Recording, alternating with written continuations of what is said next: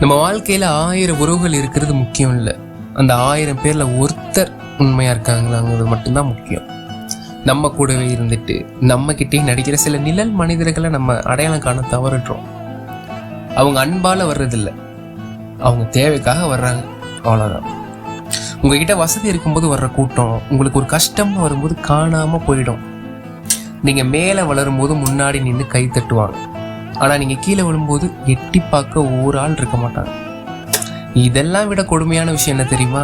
அவங்க பேசுற அந்த பொய்யான அன்பு அது உங்களை மெல்ல மெல்ல உங்களுக்குள்ள காயப்படுத்தும். போலியான உறவுகளை புடிச்சிட்டு தொங்குறதை விட தனிமையா இருக்கிறது எவ்வளவோ மேல். ஆமா, ஏன்னா தனிமை உங்களை ஒருபோது ஏமாத்தாது. உங்க நேரத்தையும் அன்பையும் தகுதியானவங்களுக்கு மட்டும் கொடுங்க.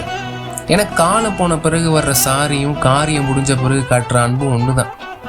ரெண்டுமே இங்க வேஸ்ட் தான். பாருங்க,